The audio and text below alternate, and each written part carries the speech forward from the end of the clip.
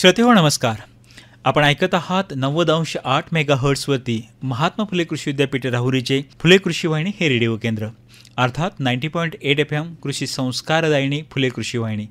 आणि मी डॉक्टर आनंद सवई आपल्या सर्वांचं कृषी जगत ज्ञानदाता या विशेष कार्यक्रमामध्ये मनपूर्वक स्वागत करतो. शेतकरी बंधूंनो, खऱ्या अर्थानं कापूस उत्पादन हे अतिशय महत्त्वाचं आहे. कापसाला पांढरं सोनं असं म्हटलं जातं आणि आता जर बघितलं तर पाते लागण्यापासून ते फुलकळी तयार होईपर्यंत या पांढऱ्या सोन्यावरती एक गुलाबी संकट येऊ घातलेलं आहे. आणि हे फक्त संकटच नाही तर राष्ट्रीय संकट असं म्हटलं जाईल. तुम्हाला वाटत असेल की मी काय म्हणतोय, पण खऱ्या अर्थानं आपल्या कपाशी पिकावरती गुलाबी बोंडअळीचं फार मोठ्या प्रमाणामध्ये प्रादुर्भाव होताना दिसतोय आणि या गुलाबी बोंडअळीचं एकात्मिक व्यवस्थापन करणं हे गरजेचं आहे. हेच आपल्या पांढऱ्या सोन्यावरती गुलाबी संकट म्हणून आपण त्याच्याकडे बघतो आहोत. आणि अगदी याच विषयाच्या अनुषंगाने आज आपल्या 90.8 FM फुले कृषी वाहिनीमध्ये आज आपण आमंत्रित केलेलं आहे डॉक्टर नंदकुमार भुते सरांना. सर, आजच्या कार्यक्रमामध्ये आपलं मनपूर्वक स्वागत. धन्यवाद. श्रोतेहो, डॉक्टर नंदकुमार भुते हे सहाय्यक कीटकशास्त्रज्ञ म्हणून अखिल भारतीय समन्वित कापूस सुधार प्रकल्प महात्मा फुले कृषी विद्यापीठ राहुरी या ठिकाणी शास्त्रज्ञ म्हणून प्रभावीपणे काम करताना आपल्याला दिसत आहेत. आणि मला सांगायला आनंद वाटेल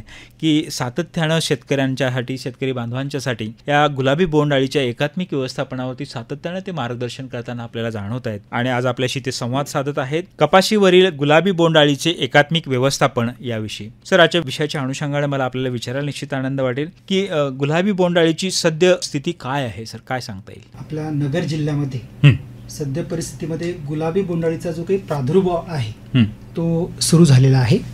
कारण आपल्याला माहिती आहे की जवळपास 45 ते 50 दिवसानंतर कपाशीला पाते लागतात आणि गुलाबी बोंडअळी जी काही आहे, पाते असतील, फुले असतील किंवा बोंड, यावर उपजीविका करणारी कीड आहे. त्यामुळं जवळपास 45 ते 50 दिवसापासून या किडीचा प्रादुर्भाव म्हणजे सुरुवात होते. तर बऱ्याच ठिकाणी आता सद्य परिस्थितीमध्ये पाते लागणे, फुले लागणे आणि बोंड धरण्याची अवस्था आपल्याकडे आहे. आणि त्यामुळं अनेक ठिकाणी फुलांमध्ये गुलाबी बोंडअळी आपल्याला आढळून येत आहे की ज्याला आपण डोमकळी म्हणतो. हे आपल्या बऱ्याच ठिकाणी याचा प्रादुर्भाव सुरू झालेला आहे. त्यामुळं याचं योग्य व्यवस्थापन, वेळेचं व्यवस्थापन करणं, अर्थातच एकात्मिक, ही अत्यंत गरज आहे. अगदी निश्चितच. श्रोतेहो, आपल्याशी संवाद साधत आहेत डॉक्टर नंदकुमार भुते सर. आणि भुते सर, आपण ज्या पद्धतीने सांगितलात की बोंडअळी म्हणजे गुलाबी बोंडअळी ही एक घातक कीड आहे. कपाशीवरती अनेक आळ्यांचा प्रादुर्भाव होतो, पण गुलाबी बोंडअळी हे एक राष्ट्रीय संकट म्हणून तिच्याकडे बघितलं जातं. असं का बरं? नक्कीच, कारण गुलाबी बोंडअळी जी काही आहे, कापूस हा आपल्या देशामध्ये उत्तर भारत असेल, मध्य भारत असेल किंवा आपला दक्षिण भारत असेल. उत्तर भारतामध्ये पंजाब, हरियाणा, राजस्थान, तसेच मध्य भारतामध्ये महाराष्ट्र, मध्य प्रदेश, गुजरात आणि दक्षिण भारतामध्ये आंध्र प्रदेश, तामिळनाडू आणि तेलंगणा या राज्यामध्ये या कपाशीची लागवड मोठ्या प्रमाणामध्ये होते. आणि सद्य परिस्थितीमध्ये या तीनही भागामध्ये, अर्थात उत्तर भारत, मध्य भारत आणि दक्षिण भारतामध्ये गुलाबी बोंडअळीचा प्रादुर्भाव म्हणजे झालेला आहे. आणि हे संकट म्हणजे राष्ट्रीय संकट त्यामुळं आहे. कारण बऱ्याच वेळेस लोकसभेमध्ये सुद्धा गुलाबी बोंडअळीचा प्रश्न निर्माण होतो आणि आपल्या राज्यामध्ये सुद्धा सद्य परिस्थितीमध्ये गुलाबी बोंडअळीचा प्रादुर्भाव सुरू झालेला आहे. आणि दुसरी महत्त्वाची गोष्ट म्हणजे ही म्हणजे अतिशय घातक अशी कीड आहे. घातक यासाठी कारण ही म्हणजे आपल्याला सहजासहजी डोळ्याने दिसत नाही. हिचा संपूर्ण जो काही जीवनक्रम आहे त्यामध्ये एकदा फुलाच्या किंवा बोंडाच्या किंवा पात्याच्या आतमध्ये गेली की ती आपल्याला दिसतच नाही. आणि त्यामुळं हिचं जीवनक्रम आणि आतमध्ये गेल्याच्यानंतर वरून शेतकरी बांधवांनी कितीही कीटकनाशकाच्या फवारण्या केल्या, पालत्या घागरीवर पाणी अशा प्रकारचं होतं. कारण बोंडाच्या आतमध्ये सहजासहजी कीटकनाशकं जात नाहीत, डोमकळीच्या आतमध्ये सुद्धा सहजासहजी कीटकनाशकं जात नाहीत. त्यामुळं कीटकनाशकांनी सहजगत्या या किडीचं नियंत्रण होत नाही.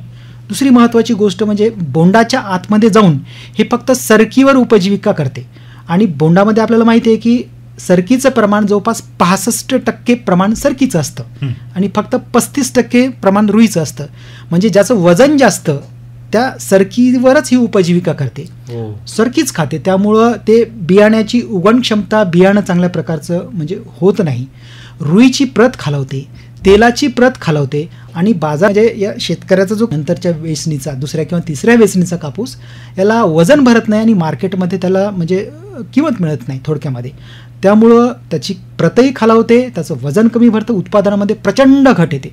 म्हणजे याचं व्यवस्थित व्यवस्थापन केलं नाही तर जवळपास 60 ते 70% नुकसान होण्याची शक्यता नाकारता येत नाही. निश्चितच. म्हणूनच हे एक राष्ट्रीय संकट आहे आणि राज्यामध्ये सुद्धा मोठं संकट म्हणून उदयास आलेलं आहे. निश्चितच. तर खऱ्या अर्थानं जर बघितलं तर कापूस उत्पादक शेतकऱ्यांच्यासाठी हे फार मोठं एक संकटच असं म्हणावं लागेल. मग अशा या गुलाबी बोंडअळीचं जर नियंत्रण करायचं असेल, व्यवस्थापन करायचं असेल, तर तिच्या नावातच कलर गुलाबी बोंडअळी असं म्हटलेलं आहे की पांढऱ्या सोन्यावरचं हे गुलाबी संकट आहे. तर ह्या गुलाबी बोंडअळीची ओळख किंवा तिचा जीवनक्रम नेमका कसा असतो? आता काय आहे, गुलाबी रंग जो काही आहे खरं तर हा सौंदर्य आणि प्रेमाचं प्रतीक म्हटलं जातं. परंतु या बाबतीमध्ये आपण शेतकऱ्यांचा जर विचार केला तर इथं एक विध्वंसाचं प्रतीक आहे. तर ही जी काही आहे गुलाबी बोंडअळी, हिच्या 4 अवस्था असतात. अर्थातच अंडे, अळी, कोश आणि प्रौढ अशा 4 अवस्था असतात. तर जी काही मादी पतंग आहे, नर आणि मादीचं मिलन झाल्याच्या नंतर जे काही पात्या आहेत, फुलं आहेत किंवा बोंड, इथं अंडी देते. जवळपास 200 अंडी ती घालते आणि एका ठिकाणी जवळपास 4-5 अशी अंडी देत ती संपूर्ण शेतामध्ये अंडी देते. तर ही जी काही अंडी आहे मोत्यासारखी बारीक असतात आणि ही सहजासहजी डोळ्याने दिसत नाही. तर त्यामुळं नंतर अंड्यातून अळी ज्यावेळेस बाहेर पडते, बारीक अशी अंडी असते, ती फुलं असतील तर फुलाच्या आतमध्ये जाते, बोंड असतील तर बोंडाच्या आतमध्ये आणि पाते उपलब्ध असतील तर पात्याच्या आतमध्ये जाते आणि तिचा जीवनक्रम तिथून सुरू होतो. आणि आतमध्ये मग जाऊन जी काही फुलाच्या आतमध्ये गेले तर परागकण वगैरे फुल वगैरे खाते. पात्याच्या बोंडाच्या आतमध्ये जाऊन तिचा कार्यक्रम, अर्थातच नुकसान करण्याचा कार्यक्रम जो काही आहे तो चालू होतो. त्यानंतर बोंडात जी काही अळीच्या 4 अवस्था, सुरुवातीच्या 2 अवस्था आहेत त्या पांढुरक्या रंगाच्या असतात. नंतरच्या 2 अवस्था त्या अळीच्या अंगावर गुलाबी रंगाचे पट्टे तयार होतात आणि 4थ्या अवस्थेमध्ये ती डार्क गुलाबी, गडद गुलाबी रंगाची अळी आपल्याला दिसते. तर ह्या 4 अवस्था पूर्ण झाल्या अळीच्या की ती कोशावस्थेमध्ये जाते आणि कोशावस्था पूर्ण झाल्याच्या नंतर ती परत आपल्याला पतंग तयार होतो तिचा आणि पतंग बाहेर पडला की पुन्हा नर मादीचं मिलन होतं. अशा प्रकारे जवळपास 25 ते 35 दिवसामध्ये या अळीचा जीवनक्रम पूर्ण होतो. हा कमी कालावधीचा जीवनक्रम. आणि दुसरा एक या अळीचं वैशिष्ट्य म्हणजे हंगाम संपत आल्याच्या नंतर ही अळी पुढचा हंगाम येईपर्यंत जवळपास 9 ते 10 महिन्यापर्यंत जिवंतपणे कुंभकर्णासारखी जणू काही निसर्गाने तिला वरदान दिलेलं आहे. सुप्त अवस्थेमध्ये 9 ते 10 महिन्यापर्यंत ती सुप्त अवस्थेमध्ये जाते. आणि पुढच्या हंगाम ज्यावेळेस कपाशीचा येतो त्यावेळेस त्या अळीचा कोश तयार होतो. पुन्हा कोशामधून पतंग बाहेर पडतात, पुन्हा नरमादीचं मिलन, अशा प्रकारे तिची जीवनक्रम पूर्ण होतो. अर्थात या अळीचा जो काही जीवनक्रम आहे कमी कालावधीचा जीवनक्रम जवळपास 25 ते 35 दिवसामध्ये होतो आणि जास्त कालावधीचा जीवनक्रम त्याला 9 ते 10 महिने लागतात. तर अशा प्रकारे या अळीचा 2 प्रकारचा जीवनक्रम आहे. निश्चितच. खऱ्या अर्थानं शेतकरी बंधूंनो, आपण आपला विषय सुरू आहे आपला कृषी जगत ज्ञानदाता या कार्यक्रमामध्ये आणि आपल्याशी संवाद साधत आहेत डॉक्टर नंदकुमार भुते सर, सहाय्यक कीटकशास्त्रज्ञ, अखिल भारतीय समन्वित कापूस सुधार प्रकल्प, महात्मा फुले कृषी विद्यापीठ राहुरी. आणि आज आपला विषय सुरू आहे कपाशीवरील गुलाबी बोंडअळीचे एकात्मिक व्यवस्थापन. तर कपाशीवरील ह्या गुलाबी बोंडअळीची ओळख आणि जीवनक्रम आपण या संदर्भात आपल्याला अत्यंत माहिती अशी आपण आमच्या सर्व श्रोत्यांना दिलेली आहे. पण बीटी कापूस आज म्हटलं जातं की ज्या कपाशीवरती जास्तीत जास्त किडींचा प्रादुर्भाव होऊ नये यासाठी बीटी कपाशीच्या लागवडीकडे सर्व शेतकरी किंवा कापूस उत्पादक लागलेत. मग अशा बीटी कपाशीवरील गुलाबी बोंडअळीच्या प्रादुर्भावाची काय कारण असू शकतात? आता आपल्याकडे बीटी कपाशी जी काही आहे मुळातच गुलाबी बोंडअळी आणि इतर ज्या काही बोंडअळ्या त्यांच्यासाठीच आली होती. म्हणजे अर्थातच त्याच्यामध्ये प्रतिकार क्षमता जी काय आहे BG1 आणि BG2 ह्या ज्या काही बोंडअळ्या आहेत या बोंडअळ्यांच्या व्यवस्थापनासाठीच हे तंत्रज्ञान आपल्याकडे आलं होतं. परंतु 2017-18 पासून आपल्याकडे गुलाबी बोंडअळीचा प्रादुर्भाव सुरू झाला. अर्थात या गुलाबी बोंडअळीमध्ये त्या जे काही जनुक आहे, अर्थातच Cry1AC आणि Cry2AB हे जे काही म्हणजे त्याच्यामध्ये जनुक आहेत आणि ते जे काही डेल्टा एंडोटॉक्सिन तयार करतात, क्राय प्रोटीन असतं, तर त्या संदर्भात त्यांच्यामध्ये प्रतिकार क्षमता झाली गुलाबी बोंडअळीमध्ये. ही प्रतिकार क्षमता तयार होणे हे त्यामागचं एक महत्त्वाचं कारण आहे. दुसरी गोष्ट, सुरुवातीला जे काही खोडवा जो काही आहे फरदड पद्धत, ते अनेक शेतकरी खोडवा म्हणजे कपाशीचा खोडवा घेत होते आणि त्यामुळे सुद्धा या गुलाबी बोंडअळीचा प्रादुर्भाव वाढतोय. आणि काय होतं, खोडवा अर्थातच जे कपाशीचं जे काही पीक आहे ते पीक जवळपास आपण नोव्हेंबर डिसेंबरपर्यंत शेतकरी बांधवांनी ते संपवणं गरजेचं असतं. परंतु अनेक शेतकरी बांधव ते जे काही पीक आहे जानेवारी, फेब्रुवारी, मार्च, एप्रिलपर्यंत सुद्धा बरेच शेतकरी ठेवतात. त्यामुळं गुलाबी बोंडअळीला सतत खाद्य उपलब्ध होतं आणि त्यामुळं जो काही जीवनक्रम आहे त्याला खंडित होत नाही जीवनक्रम, हे त्यामागचं एक कारण आहे. रेफ्युजी जे काही होतं अगोदर नॉन बीटी पॅकेट यायचं, त्याची सुद्धा शेतकरी बांधवांनी म्हणजे बीटी सोबत लागवड केली नव्हती, ते एक कारण होतं. परंतु आता RIB टेक्नॉलॉजी अर्थातच नॉन बीटीचं जे काही बियाणं आहे ते बीटीमध्ये मिक्स करून येतं. त्याच प्रकारे जास्त कालावधीचे जे काही वाणांचे जास्त कालावधीचे जे काही वाण होते ते सुद्धा एक त्यामधलं महत्त्वाचं कारण होतं. आणि कपाशीचे जे काही पराठे आहेत त्याची व्यवस्थित विल्हेवाट होत नव्हती, जेणेकरून गुलाबी बोंडअळीच्या ज्या काही अवस्था होत्या त्या सुद्धा त्यामध्ये राहत होत्या. आणि सगळ्यात महत्त्वाचं म्हणजे जे काही बीटी जणूकास प्रतिकार क्षमता तयार होणं हा त्यामधला एक अतिशय महत्त्वाचा भाग आहे. तर अशा प्रकारे हे सर्व जे काही गुलाबी बोंडअळीच्या प्रादुर्भावाची ही कारण आहे. अगदीच. मग गुलाबी बोंडअळीचं एकात्मिक व्यवस्थापन अशा पद्धतीने जर कपाशीमध्ये जर गुलाबी बोंडअळीचा प्रादुर्भाव झालाच तर त्याचं एकात्मिक व्यवस्थापन कशा पद्धतीने शेतकरी बंधूंनी करणं गरजेचं? आपल्याला हे एकात्मिक व्यवस्थापन आपल्याला 3 टप्प्यामध्ये करता येईल. एक म्हणजे हंगाम संपल्यानंतरचं व्यवस्थापन, दुसरं म्हणजे लागवडी दरम्यानचं व्यवस्थापन आणि तिसरं म्हणजे लागवडी नंतरचं जे काही व्यवस्थापन. अशा प्रकारे आपल्याला 3 भागामध्ये त्याचं व्यवस्थापन करता येईल. तर सुरुवातीला हंगाम संपल्यानंतर खोडवा जो काही आहे फरदड घेणं हे टाळणं खूप गरजेचं आहे, अन्यथा गुलाबी बोंडअळीला सतत खाद्य उपलब्ध होतं. शेवटची वेचणी झाली की त्यामध्ये शेळ्या मेंढ्या ज्या काही असतात ते सोडून देणं, जेणेकरून गुलाबी बोंडअळीच्या किंवा इतर किडीच्या ज्या काही अवस्था पिकावर उपलब्ध असतात तर ते जे काही शेळ्या मेंढ्या वगैरे ते उरलेली जी काही कापसाची बोंडं असतील, पानं असतील ते खातात आणि त्यांना सुद्धा खाद्य उपलब्ध होतं आणि त्या किडीचा सुद्धा नायनाट होतो. ते सुद्धा एक महत्त्वाचं कारण आहे. आणि त्याचसोबत जे काही अवशेष आहे पिकाचे ते अवशेष जे काही काढून त्याची विल्हेवाट लावणं हा सुद्धा एक महत्त्वाचा भाग आहे. पराठ्या असतील किंवा इतर ज्या काही बाबी आहेत. त्याचबरोबर हंगाम संपल्यानंतर जे काही पराठी आहे ते आपल्या शेताजवळ किंवा गावामध्ये साठवून न ठेवता त्याचं कुट्टी करून त्याचा आपण जमिनीतला जो काही सेंद्रिय कर्ब आहे तो वाढवता येऊ शकतो किंवा इतर कारणासाठी त्याचा वापर करता येतो. ते करणं गरजेचं आहे, जेणेकरून पराठी शेतामध्ये कुठेही साठवून शेतकरी बांधवांनी ठेवू नये.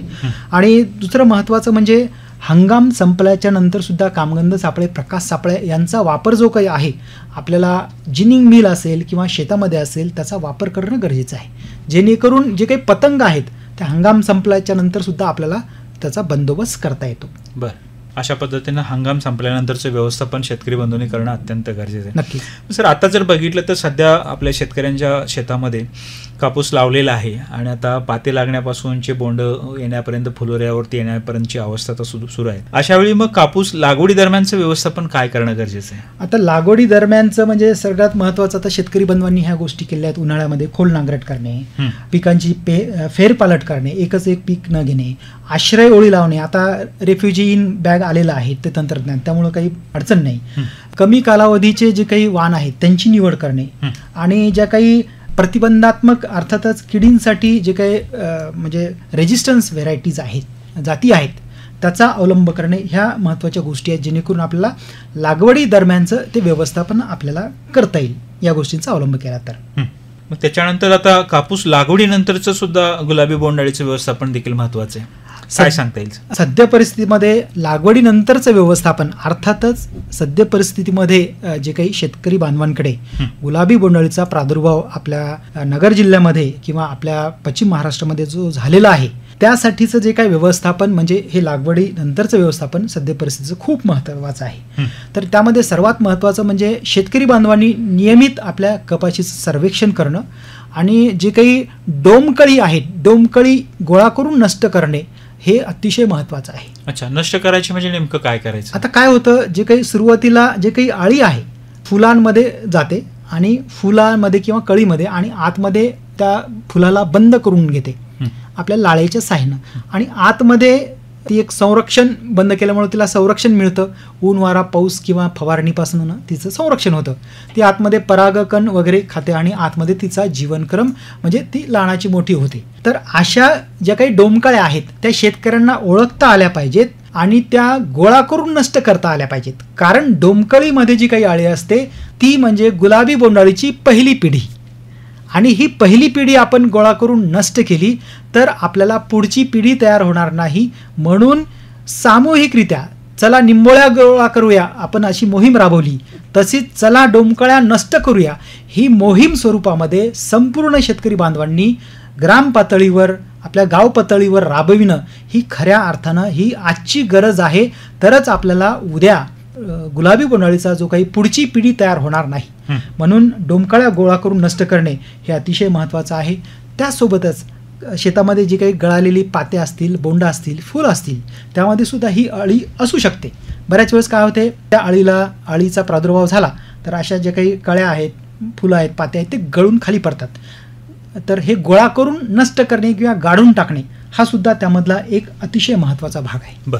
अजून एक महत्त्वाचा भाग म्हणजे कामगंध सापळा. हो, गुलाबी बोंडअळीच्या व्यवस्थापनासाठी आपल्याला कामगंध सापळ्याचा वापर सध्या परिस्थितीमध्ये करणं खूप गरजेचं आहे. आणि तोही आपल्याकडे म्हणजे मॉनिटरिंग अर्थात सर्वेक्षणासाठी कामगंध सापळ्याचा वापर करतात.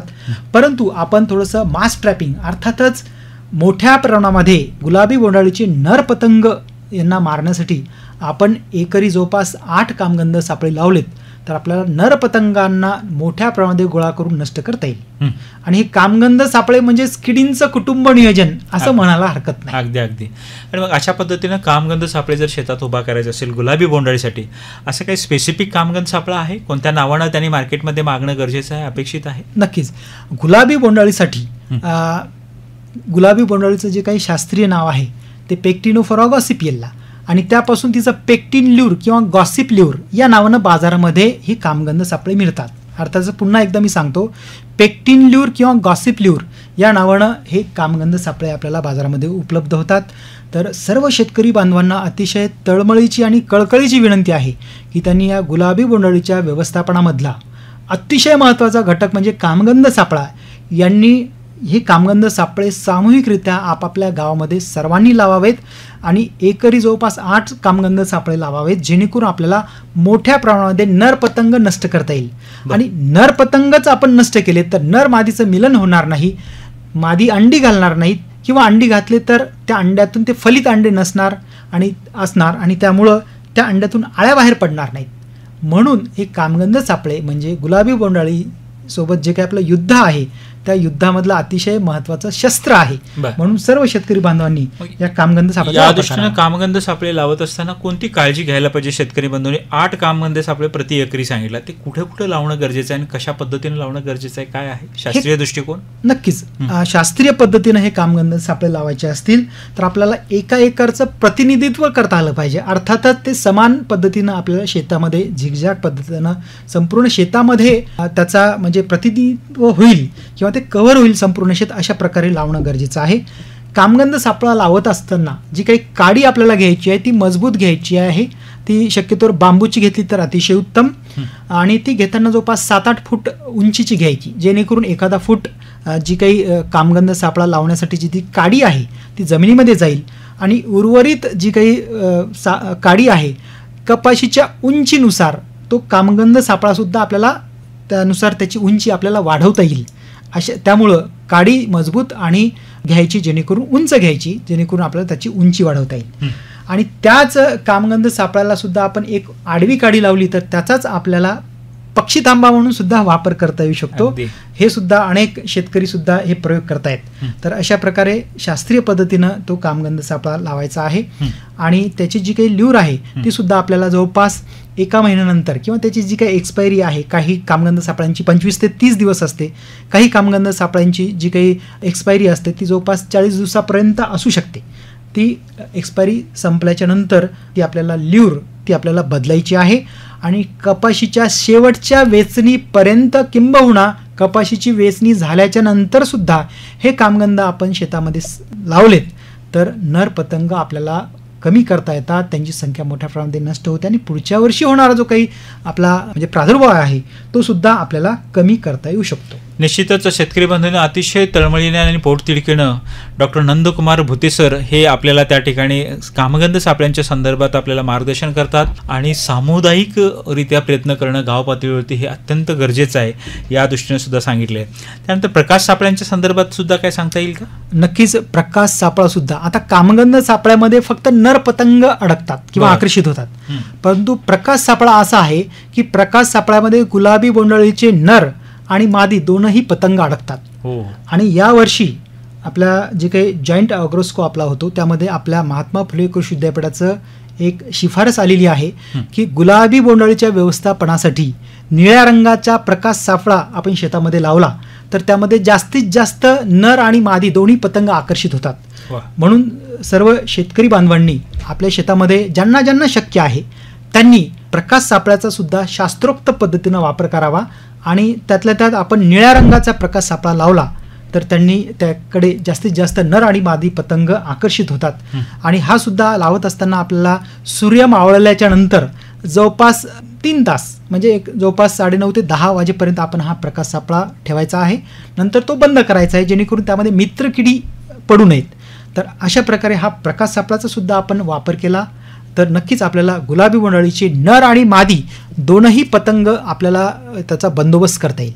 खऱ्या अर्थानं शेतकरी बंधूंना आपल्या कपाशीच्या शेतामध्ये एक कीड व्यवस्थापनाचा प्रकाश डॉक्टर भुते सरांनी टाकलेला आहे आणि निश्चितपणे आपण त्याचा गांभीर्याने विचार करून त्यांनी जे सांगितलेलं जे त्रिसूत्रीचा मंत्र आहे तर त्याचा अवलंब आपण करणं गरजेचं आहे. तर ह्या सगळ्या गोष्टीमध्ये एकात्मिक कीड नियंत्रणामध्ये रासायनिक कीटकनाशकांचा जास्तीत जास्त अवलंब होताना दिसतोय. तर अशा पद्धतीनं रासायनिक नियंत्रण कशा पद्धतीनं गुलाबी बोंडअळीच्या नियंत्रणासाठी करणं गरजेचं आहे? कीटकनाशकांचा वापर करत असताना आपल्याला रासायनिक कीटकनाशकांचा वापर करताच येईल, परंतु त्यासोबत काही जे काही जैविक कीटकनाशक आहे त्यांचा सुद्धा आपल्याला अंतर्भाव त्यामध्ये करता येईल. त्यामध्ये आपल्याला निंबोळी अर्क जे काही आहे 5% निंबोळी अर्क असेल किंवा बाजारामध्ये उपलब्ध असलेला 10,000 ppmचा निंबोळी अर्क असेल किंवा 1500 ppmचा निंबोळी अर्क असेल याचा सुद्धा आपण वापर सुरुवातीपासून केला.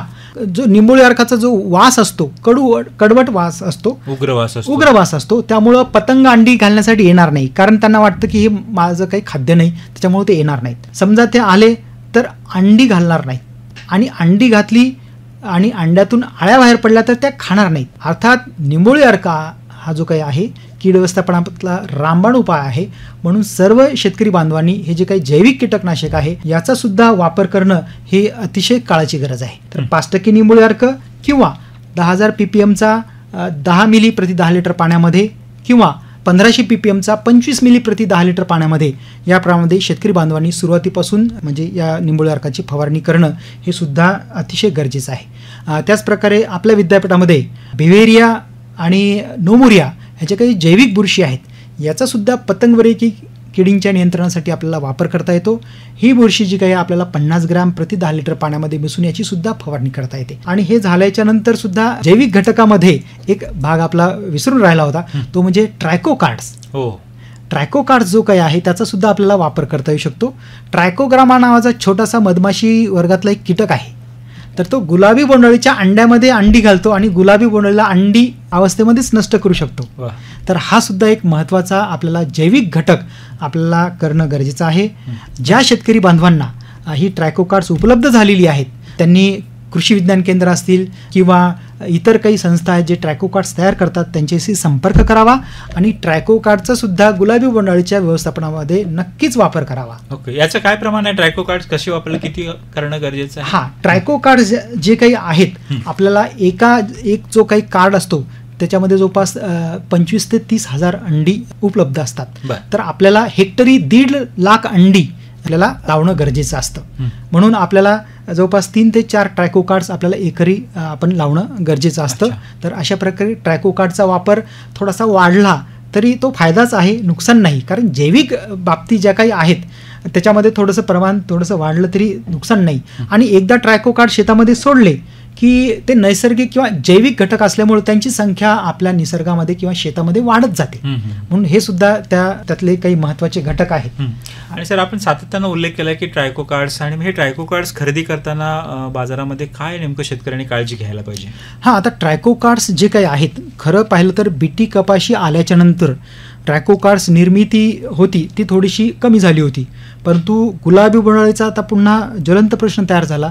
त्यामुळे बऱ्याचशा संस्था असतील, कृषी विज्ञान केंद्र असतील किंवा साक्रीला एक शेतकरी बांधव आहेत, त्यांनी स्वतःची आपली लॅब तयार केली आणि ट्रॅकोकार्ड्स निर्मिती त्यांनी तयार केलेली आहे. तर अशा शेतकरी बांधवांकडनं ट्रॅकोकार्ड्स आपण खरेदी करावेत. खरेदी करत असताना जी काळजी घ्यायची आहे की ती ट्रॅकोकार्ड्स आपल्याला खरेदी केल्याच्या नंतर ते लवकरात लवकर आपल्या शेतामध्ये लावणं गरजेचे असतात.